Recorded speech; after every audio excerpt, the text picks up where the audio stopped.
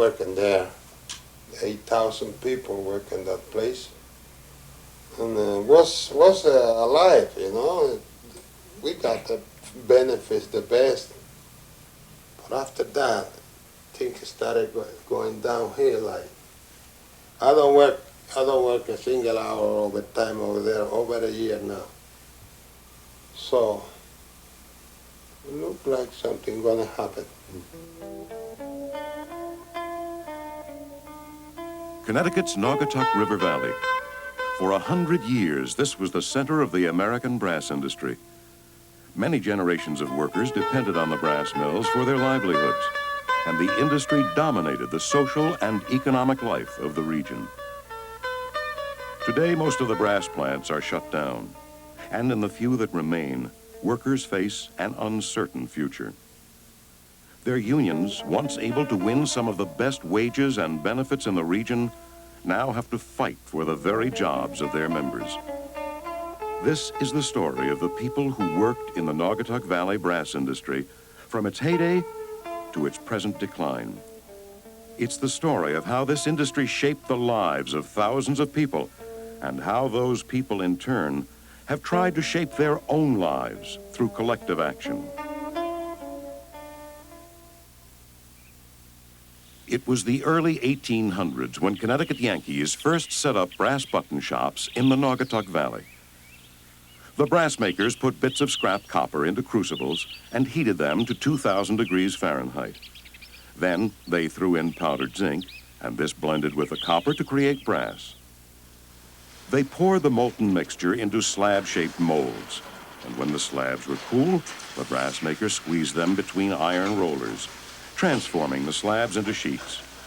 Finally, they took the brass sheets and stamped buttons out of them, buttons which Yankee peddlers sold door to door.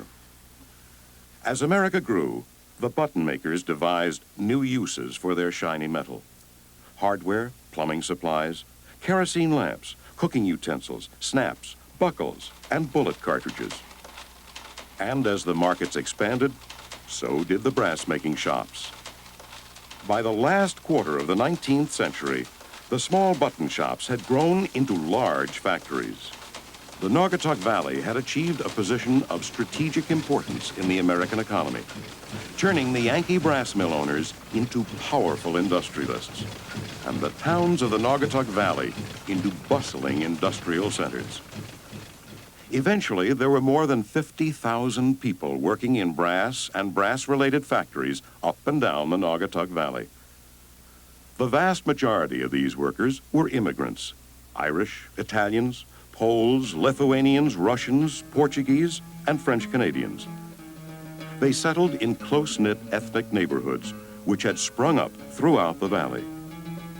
For immigrant workers, these neighborhoods were more than just places to live.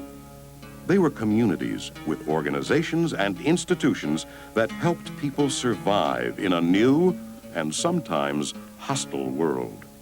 People did have to find a tie because there was a break in the family. They left the family overseas. So they did establish another family unit within their social clubs. Danny Zoraitis is the son of Lithuanian immigrants who came to the Brass Valley city of Waterbury before World War I. As soon as they arrived, they sought out and became active in the organizations of the Lithuanian community. At the turn of the century, the clubs did everything for the ethnic group that belonged to the club. It provided them with a death benefit, provided them with an insurance policy. It provided them with a small payment if they were sick. When the stores were company stores more than anything, the ethnic groups set up their own cooperative stores. But they were started because they felt that they had to do something where they could control their own destiny by making the price fair and equitable to them. And so they did everything in a group.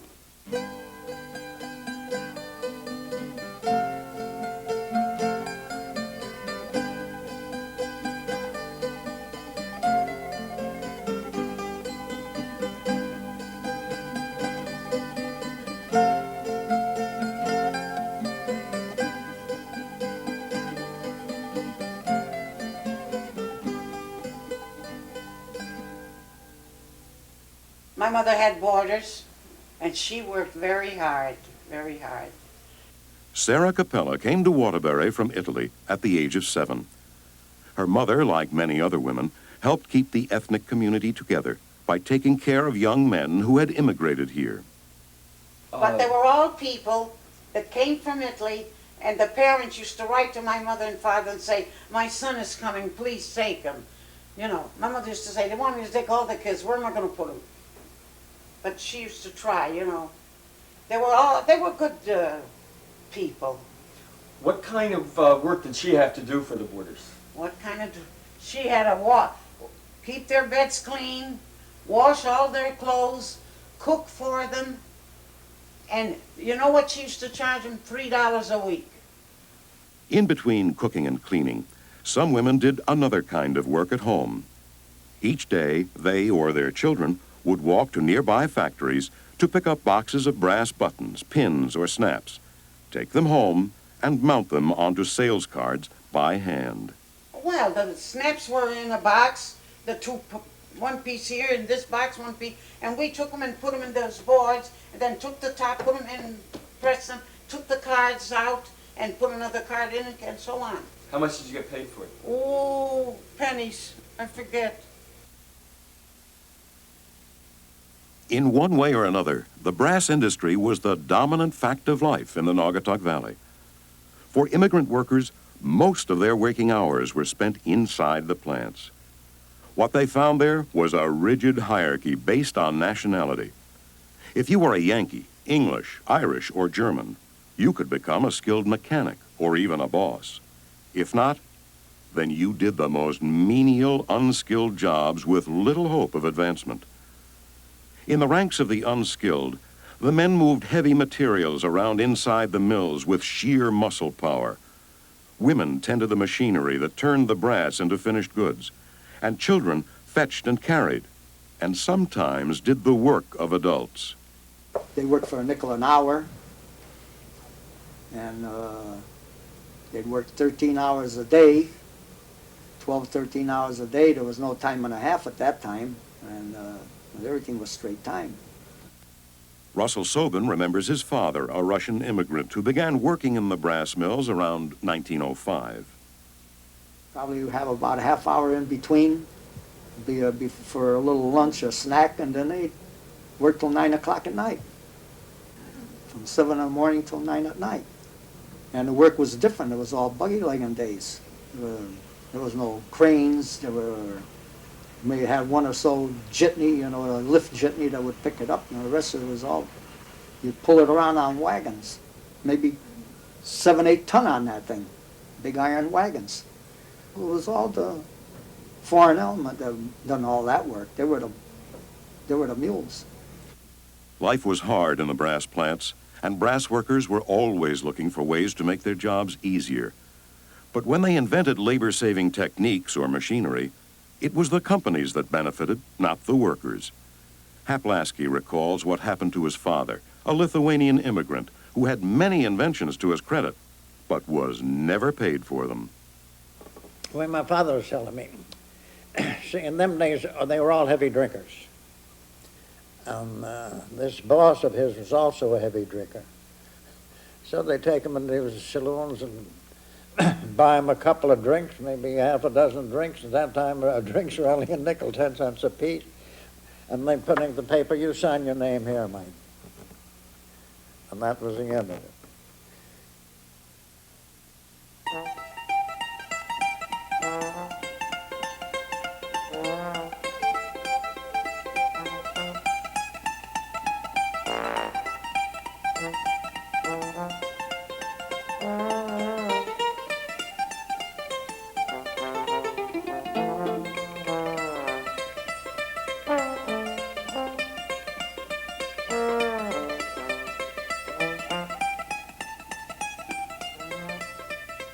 In the early 20th century, the mill owners began developing new ways to manage their growing immigrant workforce. The tone for the new labor policy was set by John H. Goss, member of a prominent mill-owning family. Upon those to whom authority, power, and a comparatively higher intelligence has been given, lies a certain degree of responsibility for the welfare and uplift of the less fortunate. Under company paternalism, there were citizenship classes for the foreign-born. There were soccer teams and baseball teams. There were picnics and outings at a lovely park owned by the company. In return, the mill owners expected complete obedience on the job. We didn't have no unions then, and we had to take what they gave us. We couldn't say anything or they'd fire you. The shortcomings of company paternalism were most obvious when it came to workers' health and safety. Accidents were common. In 1 year, the Scoville Manufacturing Company reported 16,000 accidents, more than the number of people who worked there. And even though some companies provided hospitals and safety committees, their responsibility to workers injured on the job was limited. My father got hurt down the American Brass, and he didn't American Brass didn't take care of him at all up until the compensation laws come into effect. Then they took him into the hospital and they operated on him, and then the American Brass paid for it. And before that, did they do anything? Nothing. You was on your own. If you got hurt, it was too bad.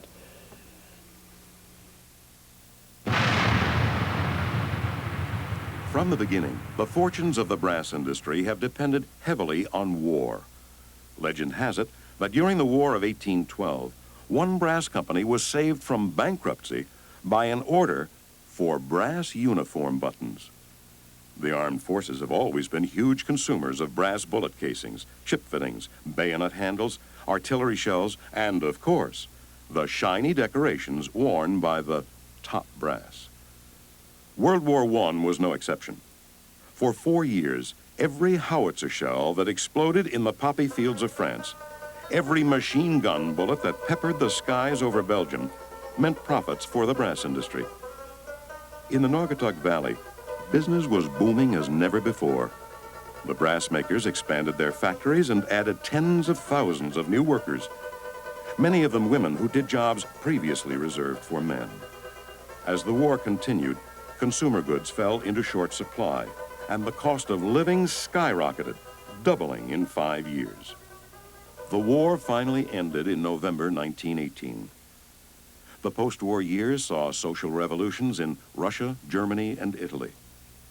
Here at home, rising expectations, inflation, and other factors led to massive strikes in the nation's basic industries.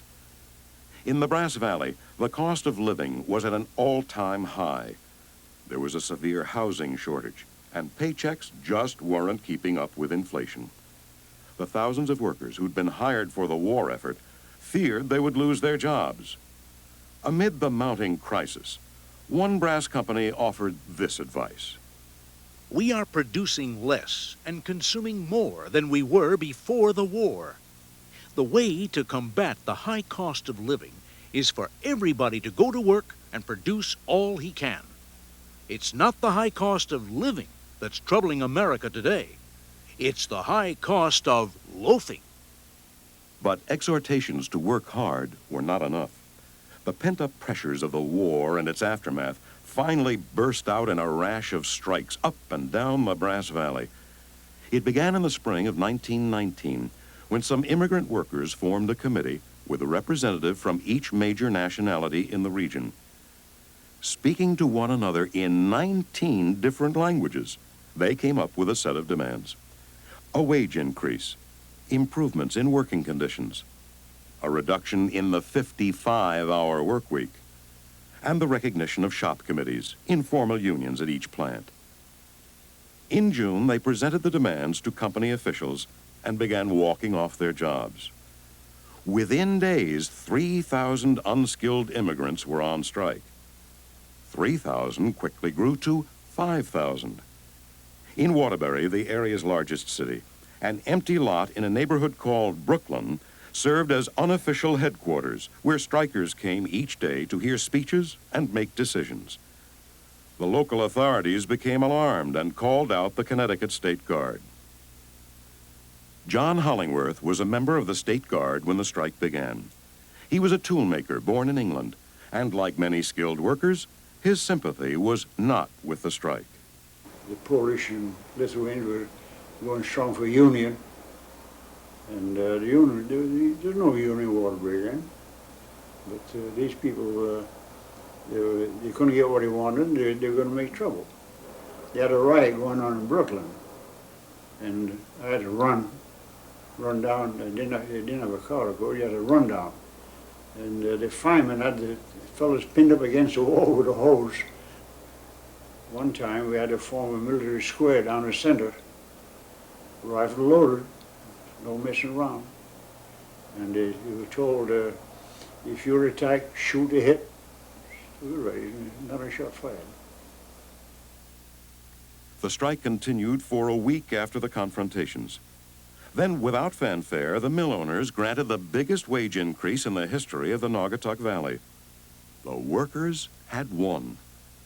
Confidently, they began joining the unions that sprang up in the heat of the strike. Unions like the Waterbury Workers Association, which later called itself the New England Workers Association. The NEWA was organized along ethnic lines, with a different branch for each nationality. It cost 25 cents to join. As the movement grew, brass company officials made plans to stop it before it became too powerful. Some companies kept files on workers who might become troublesome. Benny Andone, discharged from the Mattatuck Manufacturing Company for distributing leaflets. John Andrikaitis, arrested for distributing handbills. Giovanni Borgnes, dangerous Italian, is arranging for an international dance. Steve Kamitsky, member of the Russian Club, out on probation after selling pamphlets. Anna Homosevich raised a fuss at employment office because her husband was held. She is a leader of Polish radicals. George Doyle, organizer for machinists. The rollers at Scoville are organizing under him.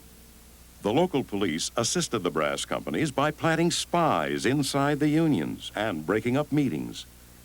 James Tizo was a member of the New England Workers Association. He recalls what happened to an organizer from Massachusetts who had given a speech to a group of Italian workers. When he get off of the stage, he said, "Come with us." Right away, sure, he was the police. They put him on a platform, what are you talking about? So you're too smart. They said, stay in Massachusetts. You don't come around over there. Because it says, if you come back over there, it says, you get 6 months in jail. I said, thank you. So you wanted me to come back over there? I never come back. Thank you for the 6 months in jail. I ain't do a goddamn thing that is wrong. I say, I think this is true, isn't it? The federal government also got involved. A. Mitchell Palmer, Attorney General of the United States, set up a special division within the Bureau of Investigation, forerunner of today's FBI. He put the young J. Edgar Hoover in charge of this division, whose main task was to infiltrate and destroy immigrant labor groups all over the country. Under the direction of Palmer and Hoover, the government conducted midnight raids against workers and their meeting halls. In the Brass Valley, hundreds were arrested. Many of the foreign-born were deported, and others were charged with sedition. I know one of the people told me that lived in Vegan Falls that when they started these raids, they deported this person because when they came into his home, he was reading the Bible in Russian, and he was deported because evidently some of the agents of the Justice Department there didn't realize that he was not reading any subversive literature. He was reading the Bible. Memorandum to the Department of Justice, Bureau of Investigation from Agent in Charge William P. Hazen. Subject: radical activities in the Connecticut District. The foreign element does not seem to be worked up to any great extent as to demonstrations, etc. And the American Brass Company officials believe that the raid made by Department of Justice officials has had the desired effect. Retaliating against the workers did nothing to solve the problems that made them organize in the first place. In 1920, those problems got worse. The inflated economy of previous years gave way to a serious recession. The extra brass workers hired during the war were laid off. Many of those remaining suffered demotions and pay cuts. In February 1920, in the Brass Valley town of Ansonia, members of the New England Workers Association went out on strike again. To show their patriotism, they put on their Sunday best and paraded peacefully along Ansonia's Main Street, waving American flags.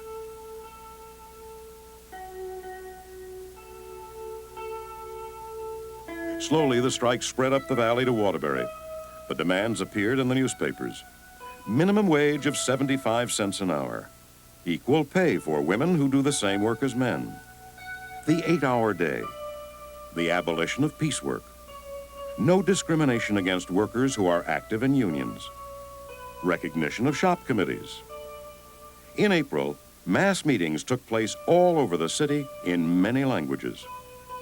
Among the unskilled workers, there was general agreement. They must all strike together, no matter who they worked for or what their job was. Accomplishing this was easier said than done. Uncertainty and confusion plagued the strike movement from the start. Once again, the State Guard was called out to patrol the streets. Each day, the press reported that people were going back to work, that it was all the result of radicals and outside agitators. But despite the confusion, thousands of workers left their jobs. Many times, the strikers sent delegations to meet with the factory owners. Each time, the answer was the same. Workers' demands not granted. Finally, somebody unleashed the police on a strike meeting in a church basement, and the strike became violent.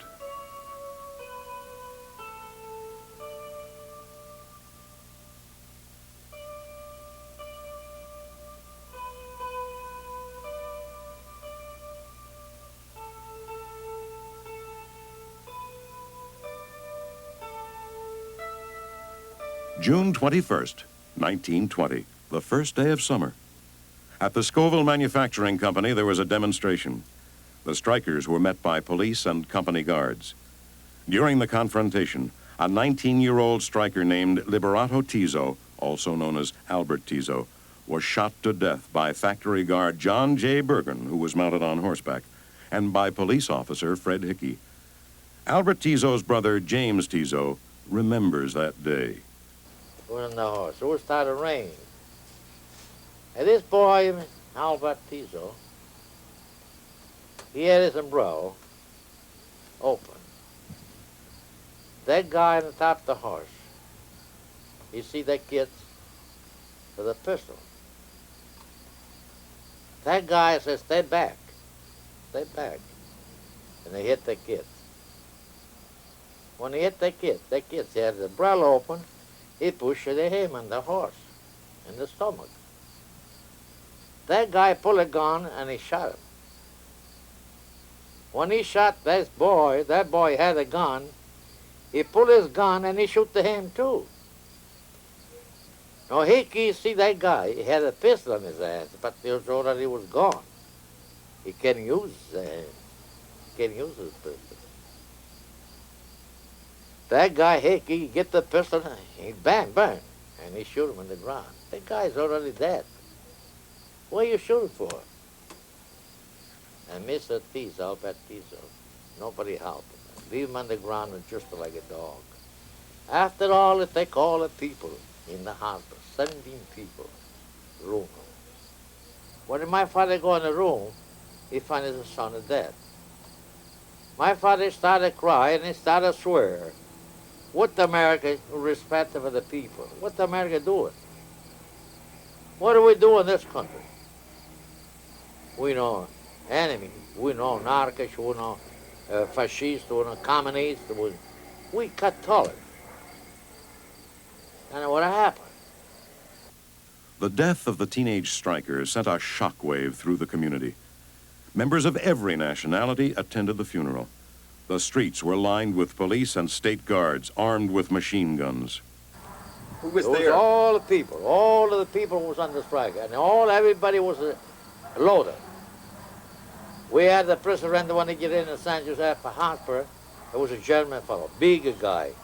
He not scared of talking for nobody. He called it rack, a lot of name. He wants to know everybody if the people move, he shoot the soldier or the police in Kansas. He said today, he says we lost the brother. Or defend all of them, or die all of them. And you had to see the whole woman. Polak, German, Italian, everyone. For load of pistol. The strikers hung on for another month. Then they slowly drifted back to work. 3 months later, the brass companies cut their wages by 10%.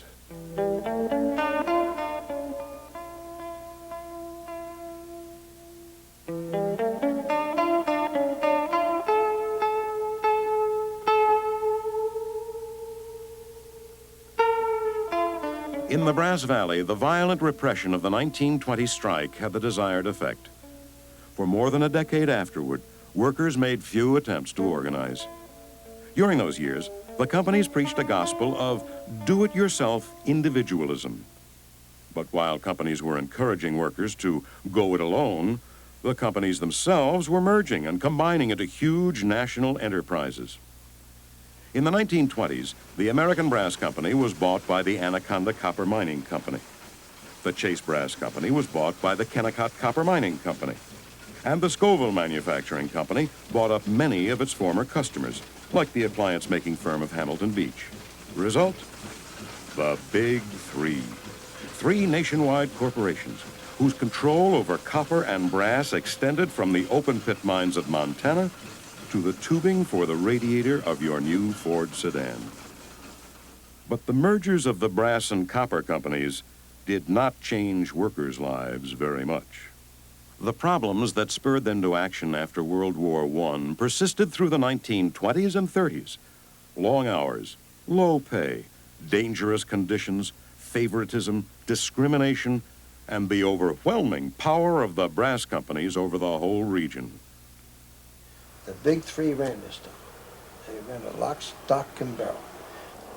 If they didn't like you, you didn't work. If you were a maverick of any kind, you were just blackballed. You know, proving that, it was very difficult, but I mean, it wasn't hard to understand. If you got fired from American Brass, you couldn't go to Scoville's next day. You couldn't go to Scoville next day and get a job. What used to happen is that they never had work for all the machines, so every morning you had to go in there and with your lunch under your arm and wait from 6:30 until maybe 8:30 or 9 o'clock, and the boss would say you, and you. It's the same as they do in the longshoremen down at the docks. And there used to be an awful pile of revolts because some of the guys with large families wouldn't be picked for 4, 5, 6 days, sometimes 4, 5, 6 weeks.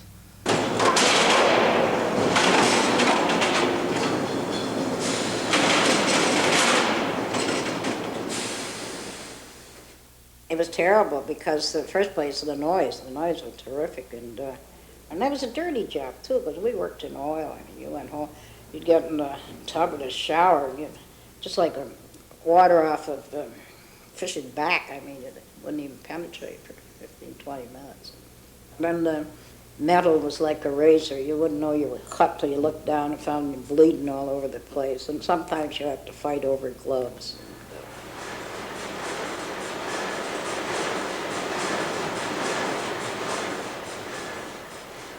When my father came to this country, when he first got a job in the American Brass, there was no such thing as labor movement or whatever.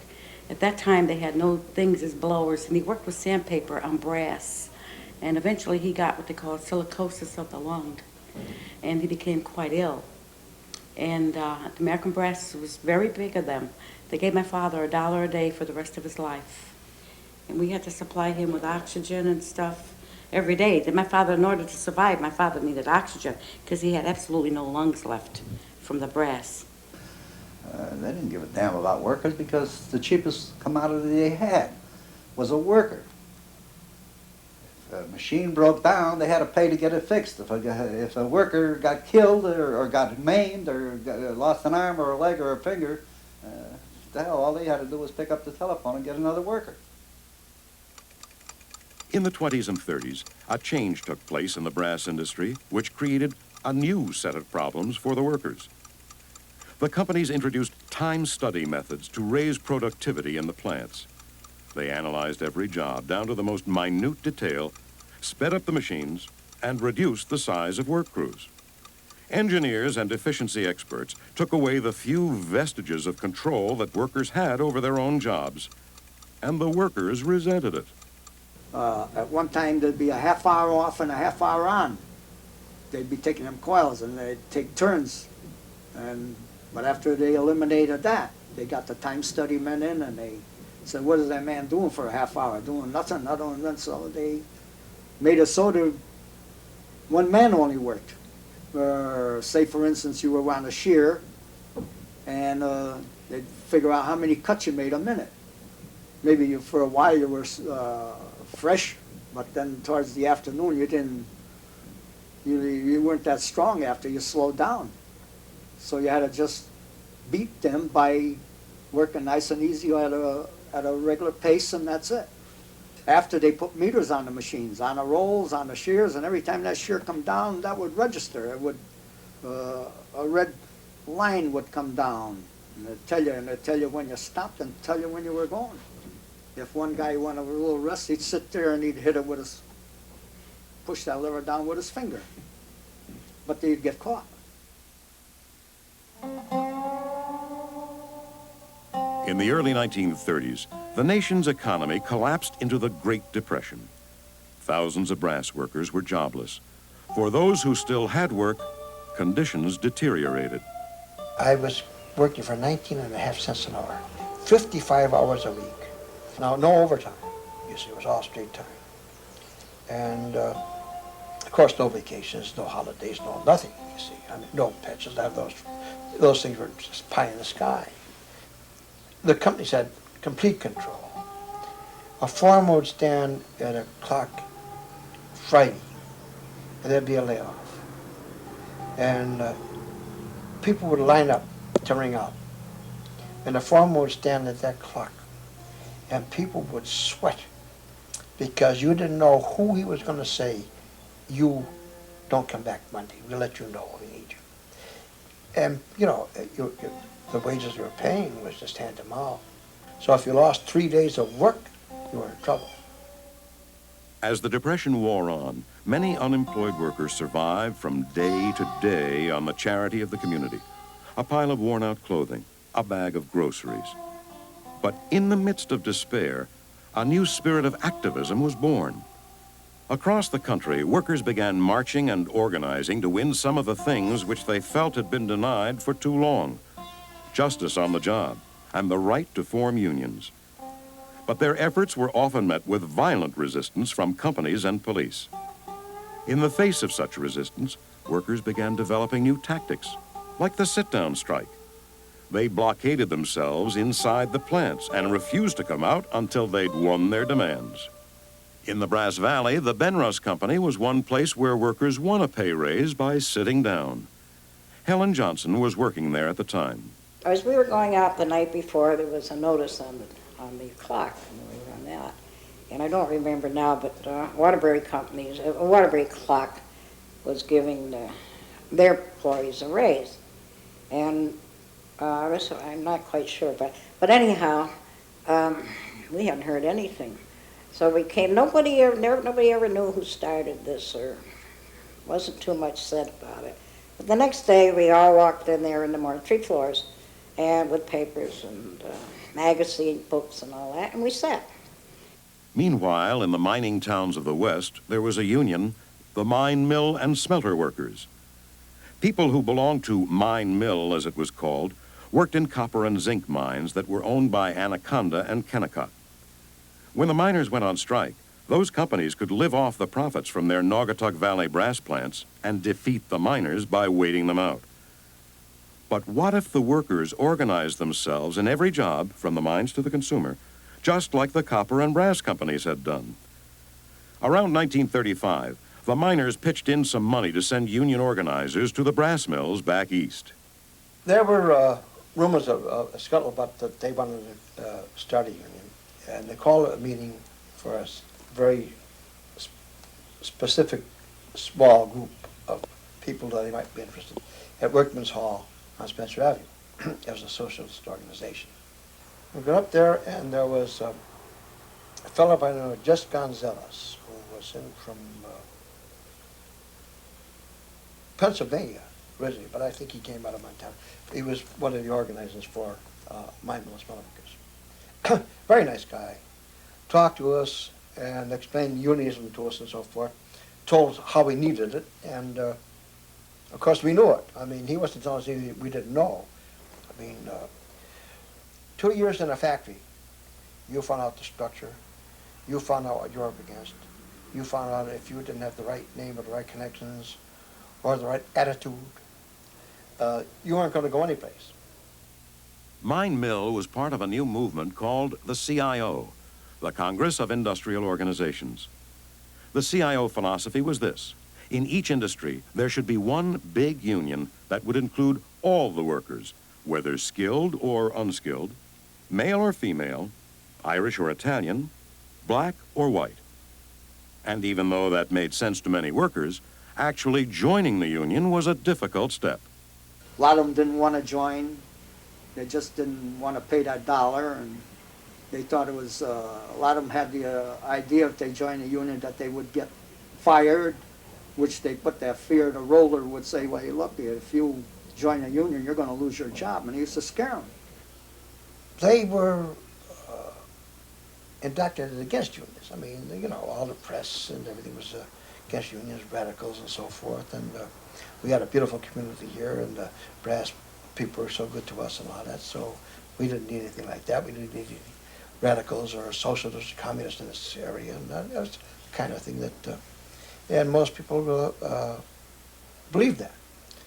Well, naturally, most of these companies had a paternalistic attitude towards workers. You know, you don't want no union. Why should you pay dues? We'll take care of you.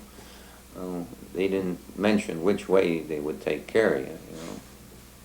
Despite their fear of company reprisal, workers found in the union movement a potential solution to some of the problems they faced at work, and the idea caught on. Some of their demands were the same ones workers had fought for 2 decades earlier in 1920.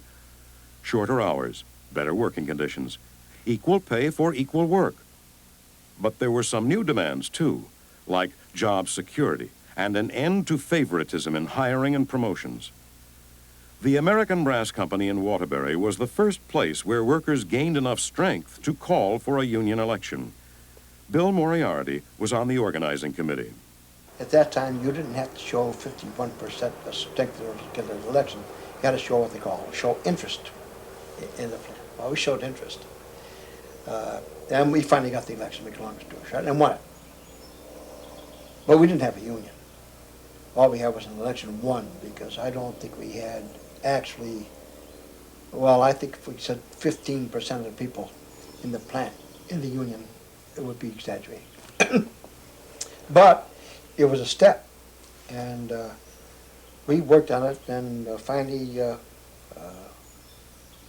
got a contract, a first contract. All we wanted to do was get somebody's name on the contract, ink it. I mean, you know, because we didn't have any bargaining strength, we knew it, you know. And we got it.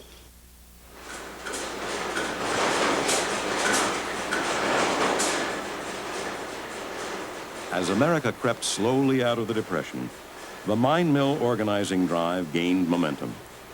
The nation was heading towards involvement in World War II, and factories were gearing up for war production. The demand for labor was growing, and workers began to assert their power. They used creative tactics like radio programs and sound trucks. And workers who were already organized helped those who were still struggling for union recognition. After we joined the union, there was a strike at the buckle shop on South Main Street in Waterbury. They asked for volunteers to help support the picket lines because they were all women in the plant. We men were supposed to add militancy to the picket lines. Well, brother, they didn't need us because those women were tougher than we ever were. Yeah, I went down, I parked my car quite, block and a half away, which I don't know what made me do, but I was very happy that I did. And I walked down, and there's a big picket line, both solid women there. By the time I got there, I'm watching this woman start through the picket line. By the time she got to the door, she didn't have any clothes on. And another incident that I really like was that when we're going through And all of a sudden she collapsed. And nobody knew what happened. The police come over and they took over the telephone booth and they got a squad car and they took her up and examined her and, to find out what was happening. And they passed a handbag along the picket line, a real old, large cloth handbag. And they handed it down and it came to me and it was pretty heavy. I come to find out there was a frying pan in that handbag. And that handbag had been in the vicinity of the spot where this girl had tried to go through.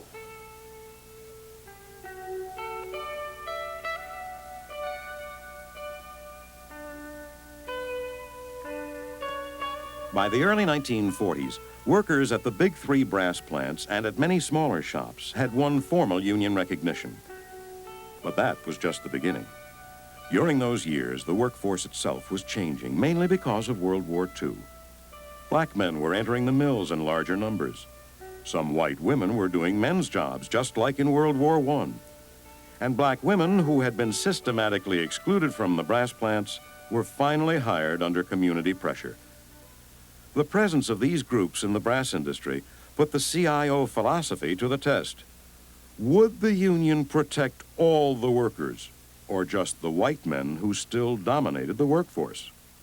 I got married, I had a child, and my baby was 6 months old and the war broke out. And they were calling for people in the American Brass. And I went down there and I was hired immediately.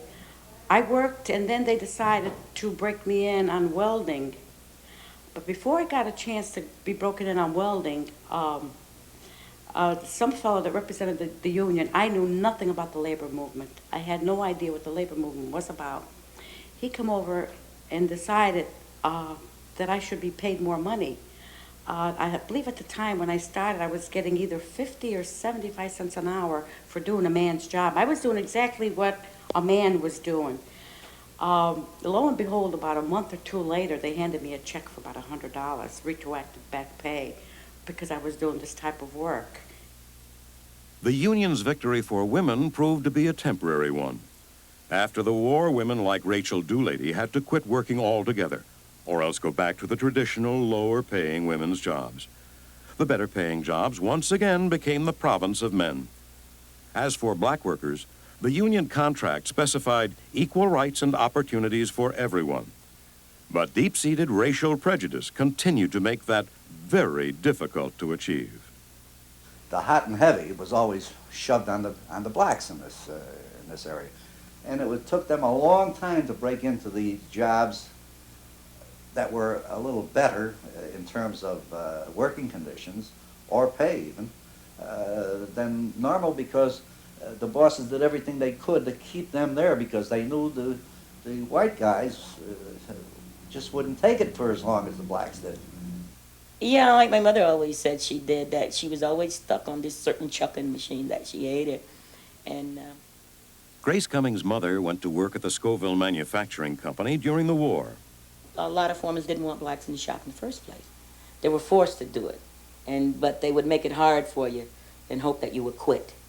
You got the dirty days jobs, you got the jobs that didn't make any money. You just went and did your job, get yelled at all day, and come home. And you hardly even knew the white girl working next to you. You hardly ever knew her name because she didn't associate with you, even though you were doing the same thing. There were no kind of association whatsoever.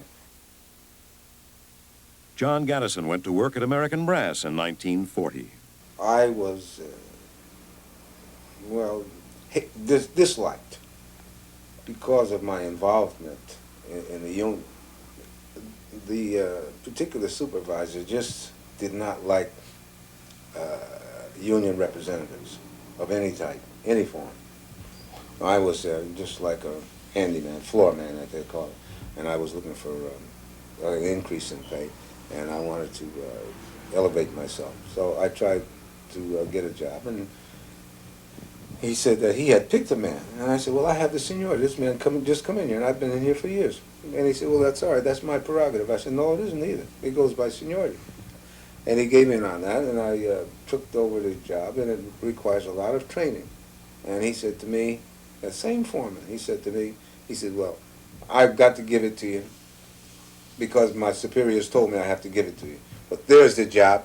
You take it, but nobody's going to break you in. You're going to break yourself in. And if you can't do it in so many days, then you don't have the job.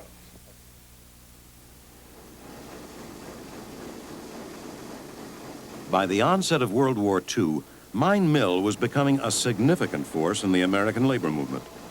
Its 60,000 members spanned every segment of a thriving copper and brass industry, and its president sat on the executive board of the CIO.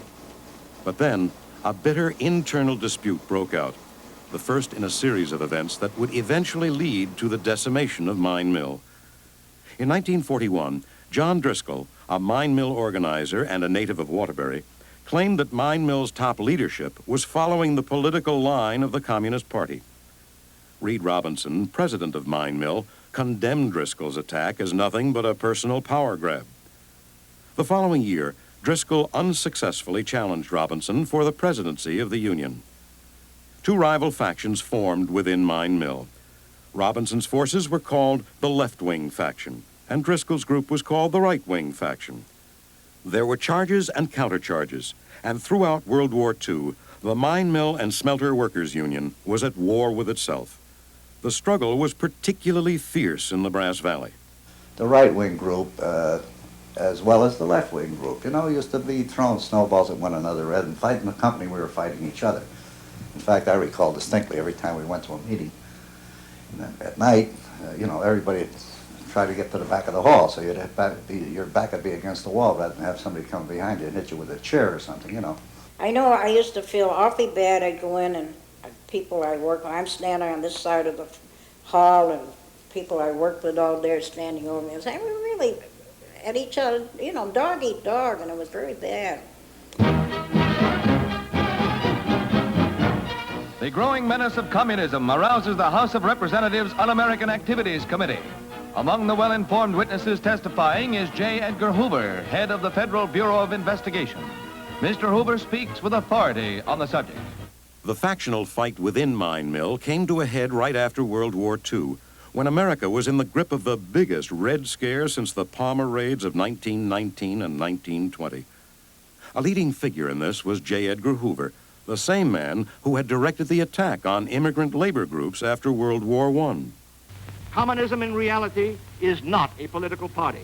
It is a way of life, an evil and malignant way of life. It reveals a condition akin to disease that spreads like an epidemic. And like an epidemic, a quarantine is necessary to keep it from infecting this nation. Companies everywhere were quick to exploit public sentiment, and they used the fear of communist influence as a way of discrediting the entire labor movement. In the Brass Valley, the Scoville Manufacturing Company attacked unions in editorials like this one. Labor unions are particularly susceptible to infiltration by communists. The strike weapon is largely controlled by an aggressive minority. Disruption of production, violence, and hardship which accompany strikes are essential parts of the communist creed of revolution. We say, give them back to Russia. In 1947, locals loyal to the right-wing faction seceded from Mine Mill and eventually joined the United Auto Workers. 2 years later, Mine Mill was expelled from the CIO, along with 10 other unions that were accused of being communist-dominated. Mine Mill was deprived of all rights under federal labor laws and suffered years of harassment, subversive activities charges, and raiding by other unions. In 1967, a seriously weakened Mine Mill merged with the United Steelworkers of America. With the workers now split up into different unions, it became more difficult for them to bargain with the giant copper and brass corporations. Workers like John Gaddison were keenly aware of how strong they might have been if they'd stayed in one union. That was one of the best setups that, we could have had, because you're dealing strictly in one industry. But things went wrong, and Mine Mill went under, and then we were chopped up, and we've been kind of powerless since then. Not that force If we had got out of mine mill, lock, stock, and barrel, and went into the steel workers or went into the auto workers or whatnot, but we should have all gone one way.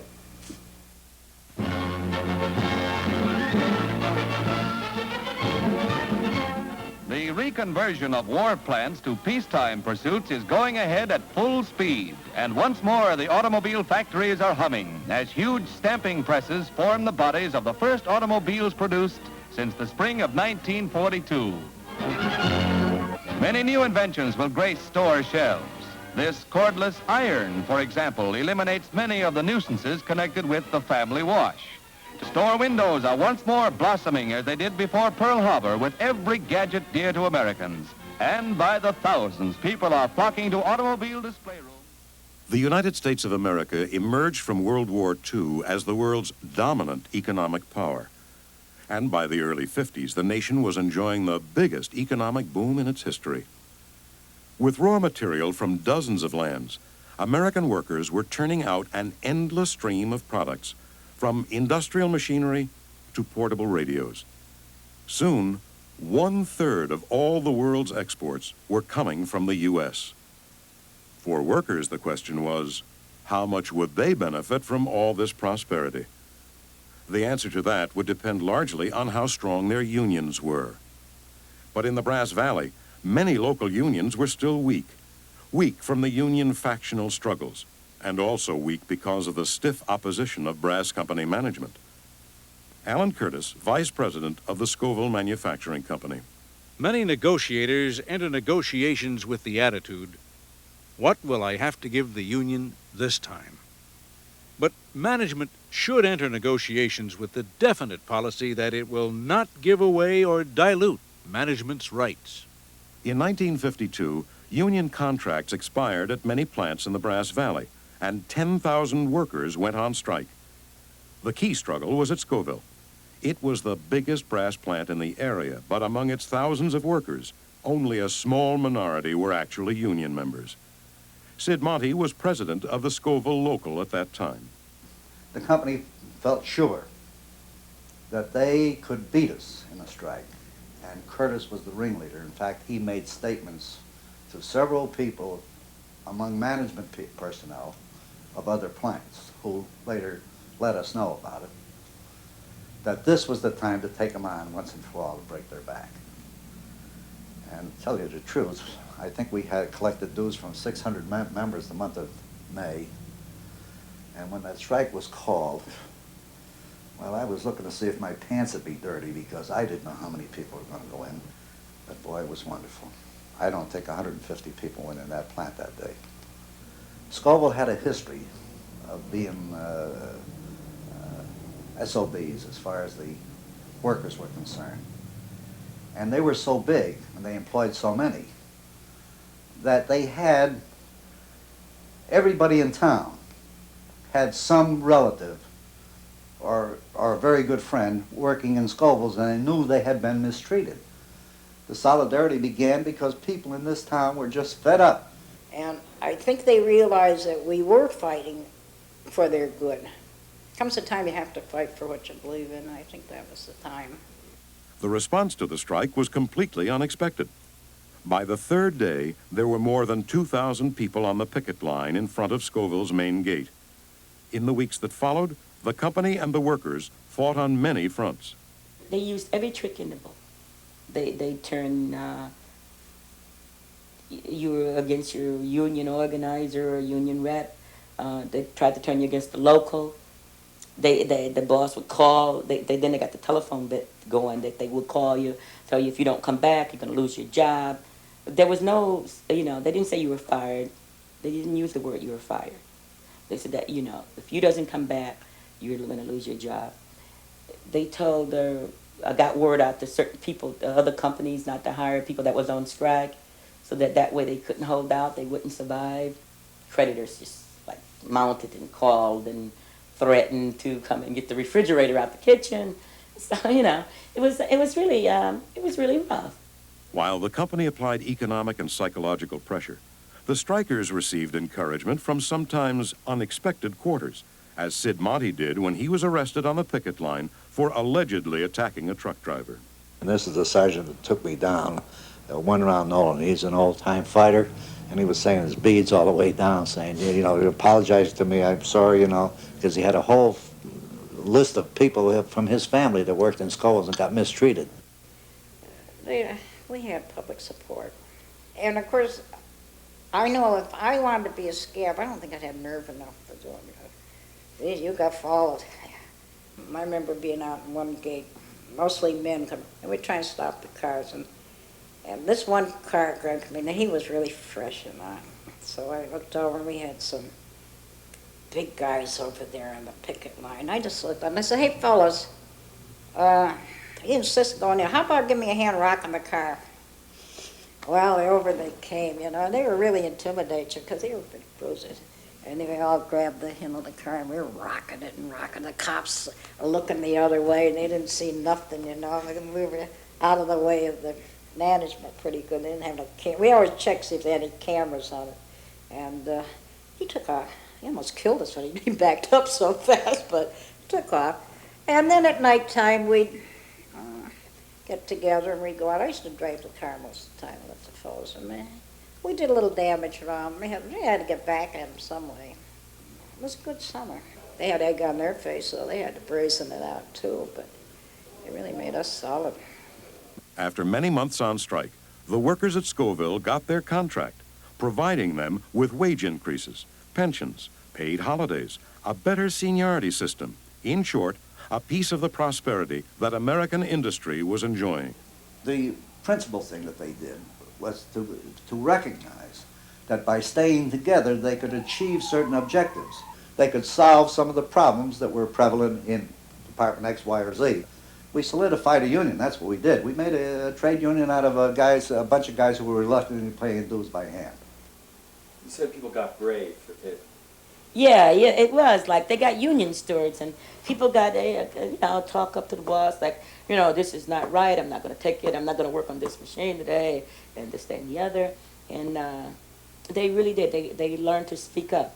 The strike of 1952 was a turning point for the Brass Valley. A process of organizing which had begun in the depths of the Depression seemed to be paying off. On the threshold of post-war prosperity.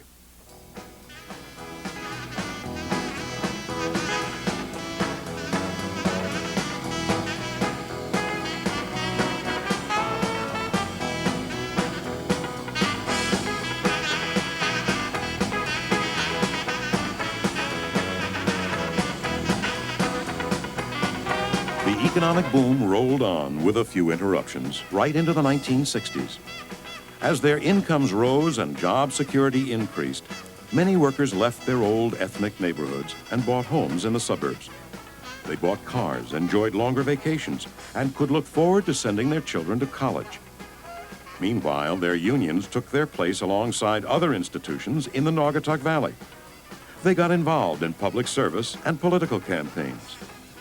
The unions treated their power and respectability with care, becoming guardians of stability as well as agents of change. By the 60s and 70s, the hardships and militant union struggles of the past had begun to seem like ancient history. To many workers, yearly wage and benefit increases were now simply a matter of course. I saw it gradually getting where there were fewer and fewer people rallying to the cause, as it were, than there was in the original instance. For example, in the Scoville case, immediately following the strike. You couldn't get a hall big enough to hold a monthly membership meeting. Then all of a sudden you can have a monthly membership meeting in a telephone booth unless you were having ratification of a contract. I think we get very complacent. Like I think I told you before, I remember this old Italian man always said to me that he was a smart old man, and he used to say, trouble is the people's bellies are full. You take things for granted. I think people get cynical, and it's very hard to get anything accomplished, and it just takes so long. Like arbitration cases take 6 months to a year, and they just don't see any end to it.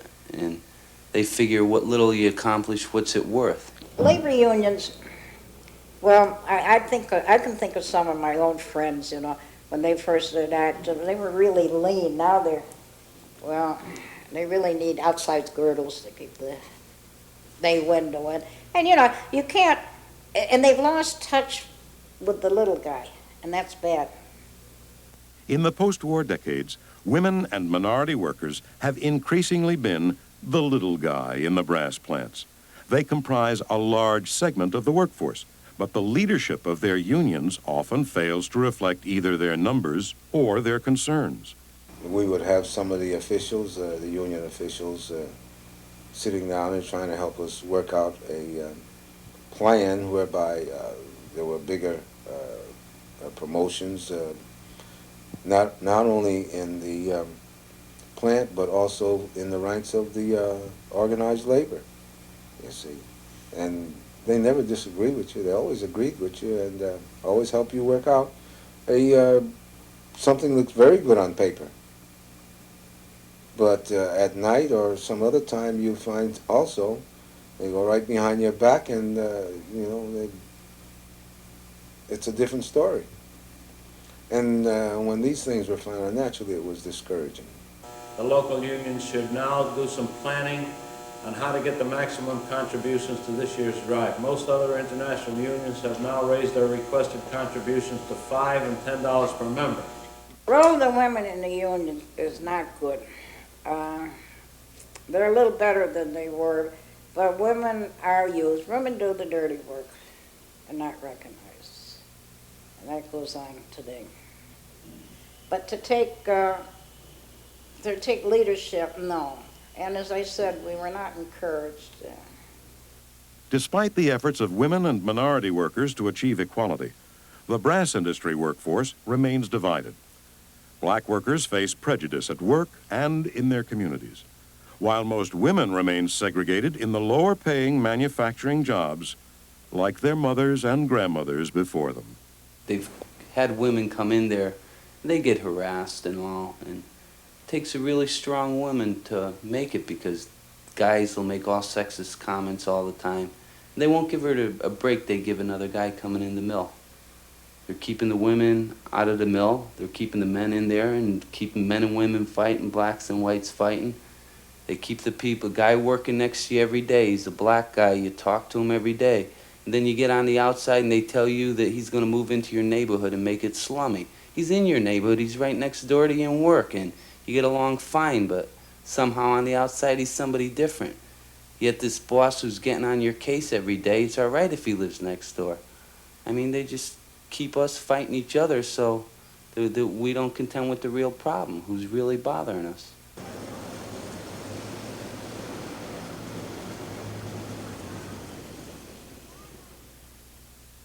The divisions that plague the workforce in the Brass Valley have been aggravated in recent years by the fact that workers have all been competing for fewer and fewer jobs.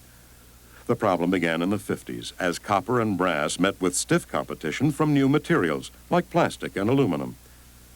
Dozens of manufacturers were switching over, and the Naugatuck Valley brass companies lost one customer after another. But that's not the whole story. Worldwide, the market for copper and brass was actually expanding. Foreign brass makers were building modern production facilities and were able to capture a bigger share of the world market. The big three, Scoville, Anaconda, and Kennecott, began lagging behind. But they were already involved in a multitude of other businesses around the world, so they simply took their profits from the Naugatuck Valley and invested them elsewhere. As their brass plants grew old and obsolete, they usually chose to shut them down rather than refurbish them, destroying thousands of jobs along the way. This process reached a crisis point in the mid-70s when the brass companies tried to force concessions from the workers by threatening massive shutdowns and layoffs. It was the biggest challenge to confront the Brass Valley unions in the 4 decades of their existence.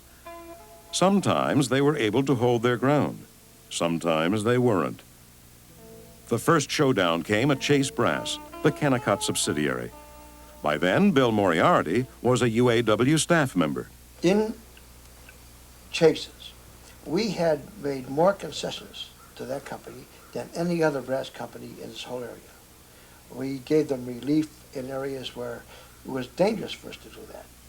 Now, the committee was saying that we have to wear hard hats all over the plant because the bricks are falling out of the roof. But they kept conning us into, if you give us a little more time, we'll stay in business and so forth. Well, it was reported to me during the negotiations that the board of directors of Chase had voted a year and a half prior to the termination of the contract that they were going to close down the Chase Brass in Waterbury. And I confronted them with that across the bargaining table, and they did not deny it. In 1976, Chase, as planned, shut down its major Waterbury operations forever. Today, the Chase parent company, Kennecott Copper, is a subsidiary of Standard Oil of Ohio. In 1977, workers faced a similar situation at Anaconda, another of the big three brass makers. By 1960, Anaconda was well underway with a plan to transfer its assets out of the Naugatuck Valley. They shut down production lines, tore down buildings, and slashed the workforce by 50%. At the same time, they were expanding their facilities in Mexico, Brazil, Puerto Rico, and many other countries. In 1977, Anaconda was bought by Arco, the Atlantic Richfield Oil Company, for $700 million. The resulting company was one of the largest in the world. Arco attempted to roll back many of the gains Anaconda workers had made over the years. They imposed a combination of speed-ups and compulsory overtime, and maintained the threat that if workers were not productive enough, their plant might be shut down. When I got there 16 years ago, we had a little over 1,000 employees. Today we got 450 people. We're putting out twice as much work with half of the employees we had 10, 15 years ago. Everybody else, when a guy retires years ago, the job went up for bid. Today, before that guy's going to get out 6 months earlier, they're looking around, who could they add that job onto, okay? And maybe we'll throw them 5 cents an hour or 6 cents an hour, maybe we won't throw them anything. We've made this plant operate not on new equipment. You know, the company has not made it operate on new equipment. The employees have kept the plant running on productivity.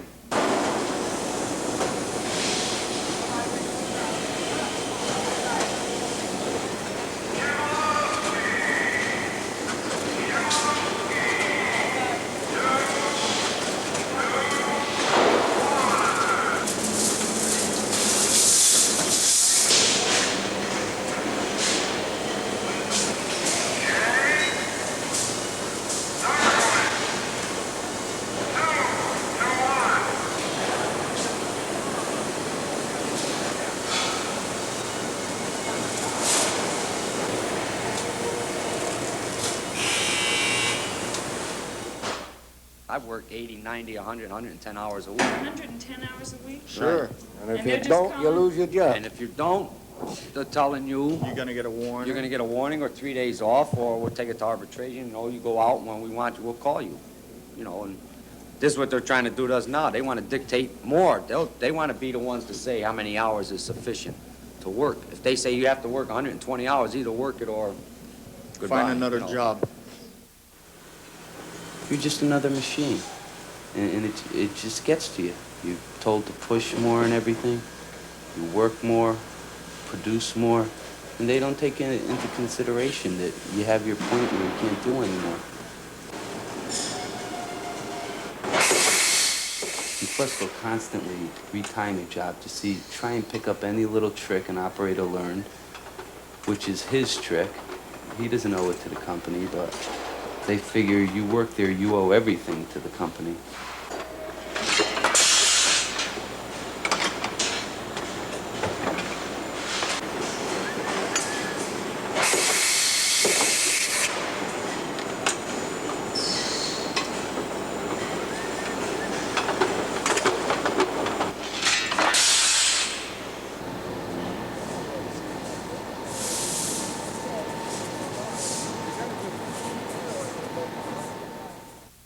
Six months after Arco took over Anaconda, union contracts expired at many of Anaconda's brass plants, including those in the Naugatuck Valley. A coalition of unions was involved in negotiations. The machinists, the UAW, and the steelworkers. Anaconda told the workers that the company had lost its competitive edge because of excessive labor costs and demanded wage and benefit concessions. Donald Doyle, a spokesman for Anaconda. We have to be competitive. And along with that comes the unfortunate part of telling people that, in essence, they've been overpaid for a number of years. Because they lived beyond their means for several years doesn't mean that they shouldn't now conform to what the demands of society are. The alternatives are not very good. What would they be? They would be closing the facilities and not having jobs, and not having a brass division business. Is that a possibility, a real possibility? Well, of course. If we've seen a third of our operations close in the past 10 years, we've seen 50% of the bargaining unit people laid off and their jobs ended in 10 years, then there's nothing that precludes a continuation of that kind of thing if the division can't become profitable and can't become competitive. They want to cut wages, we ain't going to let them. As simple as that. If they cut retirement and cut your fringe benefits and everything else, that's cutting wages. Plus, they do away with cost of living. You turn the TV or radio on, what's on there? This is going to go up within the next few days. This is going up. I mean, hey, so everything's going up. The creation of the fight is with the companies themselves. They have problems that they have not been able to solve, and they figure the easiest way out is to take and lower the wages, and then all their problems are going to be solved. Now, if we're going to start this kind of a trend in this area, and then it's going to mushroom into other areas, where is labor going to wind up at?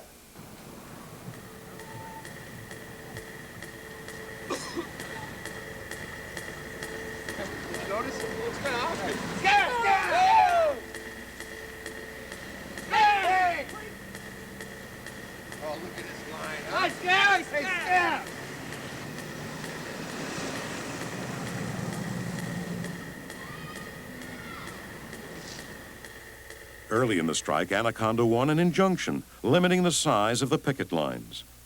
They tried to keep the plants running with white-collar employees, something the company had never done in any previous strike. And they invited strikers to return to work individually without a contract.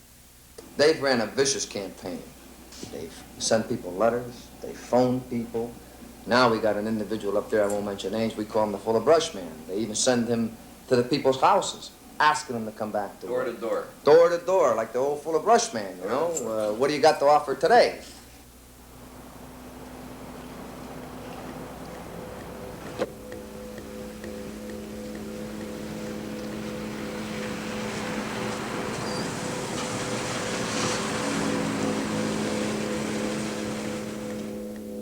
In March 1978, Anaconda dropped its demand for wage concessions and offered a small cost of living increase.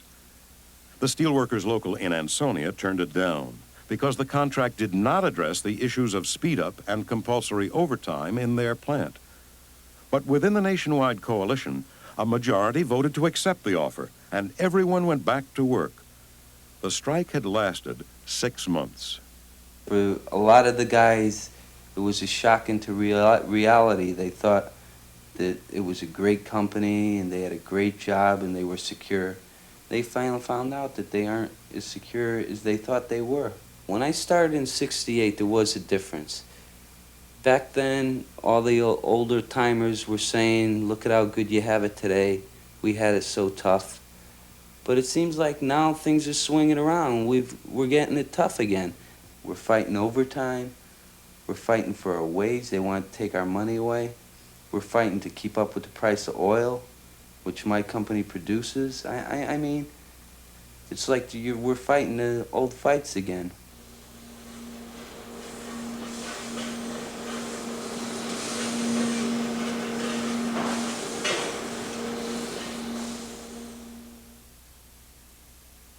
In the mid-70s, Scoville was still the biggest employer in the Naugatuck Valley brass industry. But by then, Scoville was also a billion-dollar conglomerate, and its aging brass plants were a drag on the company's profits. In 1975, a group of investors made a deal to buy the plants at a bargain price, with loans that were guaranteed by the state of Connecticut. There was one hitch. The buyers and the state insisted that the workers take a 3-year wage freeze, or else the whole deal would fall through and the plants would close down forever. So the workers took the freeze, and the Scoville brass plant became Century Brass Products Incorporated. Alex Lopez has worked in that plant since 1953. After this man come down and bought the place, you know, of course he do good, but he feel, you know, they feel like a hero, you know, I save, you know. But he make his money, and after that, we only get one raise, that's all. But see what they do? Most everything is piecework. It's a system they got, you know, to make people work. You work piecework, you don't need no boss around you. You just work. If you don't work, you don't get paid. So later on they come down and they cut the prices. Now they gotta work so hard to make the time, sometimes 5 minutes to 12, but they still going, you know. Sometimes 12 o'clock, they still going. So otherwise the raise they give, they get them back again.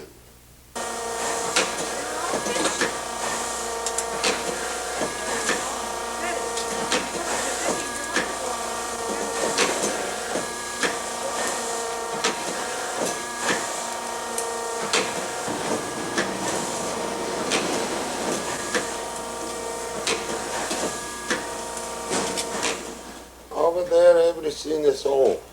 Like, they got half a dozen toilets, 3 of them are broke, they don't fix. Before, they used to have a man to sweep up the place, and there's nobody doing that no more, like they used to sweep around with the machine, no. They only do emergency, you know, like the machine.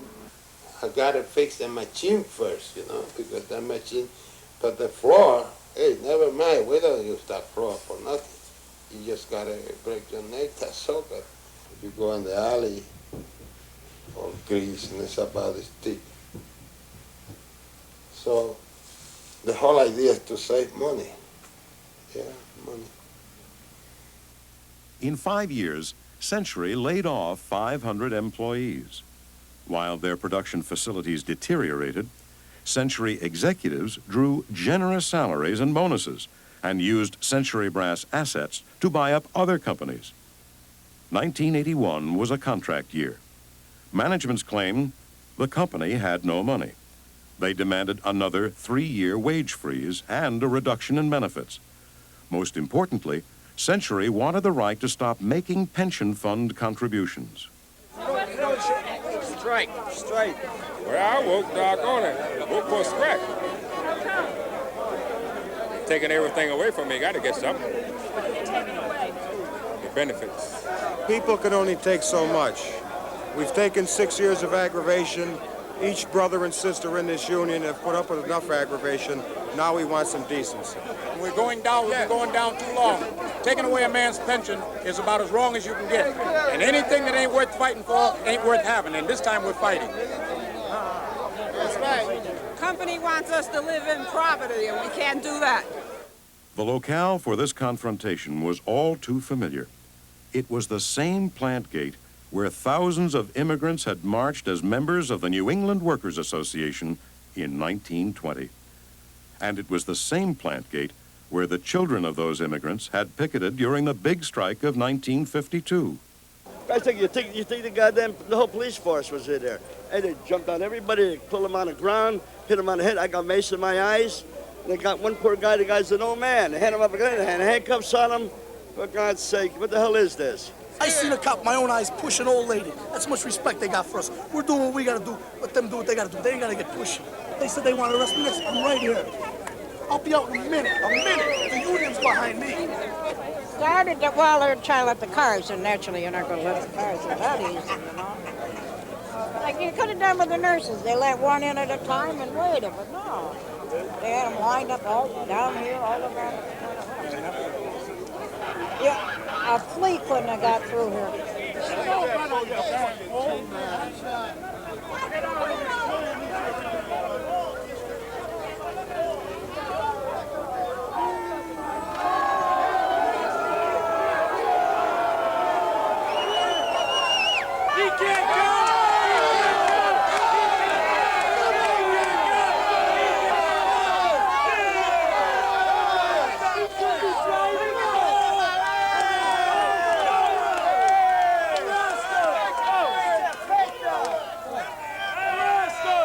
Hey, you union leaders, let's go. Let's go, everybody get back on the line.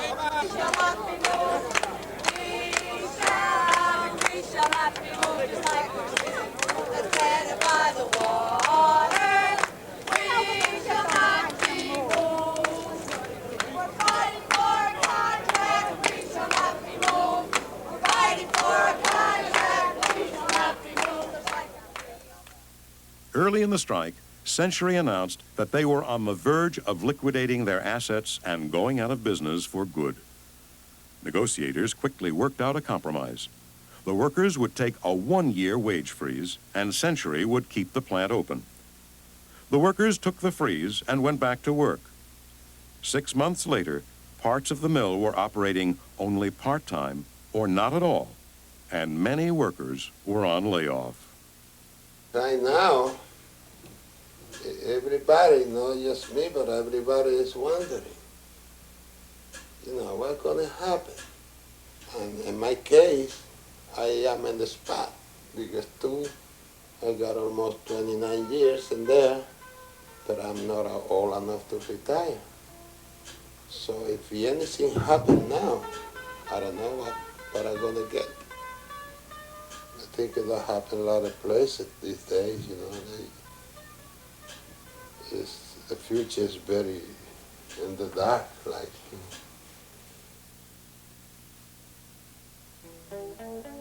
The corporations have only one thing in mind, and that's to make profit no matter who the hell has to suffer for it. And the worker has, he's up against it when he's got that kind of a situation confronting him in his place of employment. He doesn't mean anything, except how much he can produce in terms of dollars for the corporation. He doesn't mean a damn thing. When the corporations and companies were making gigantic profits, they never did want to share with the worker. The workers always had to struggle. And no progress has ever been made without struggle in the labor movement.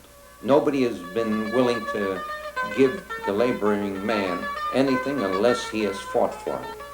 We owe each coming generation a better life. And that is one of the things I feel that we're put on this earth, to make life better for those to come after us.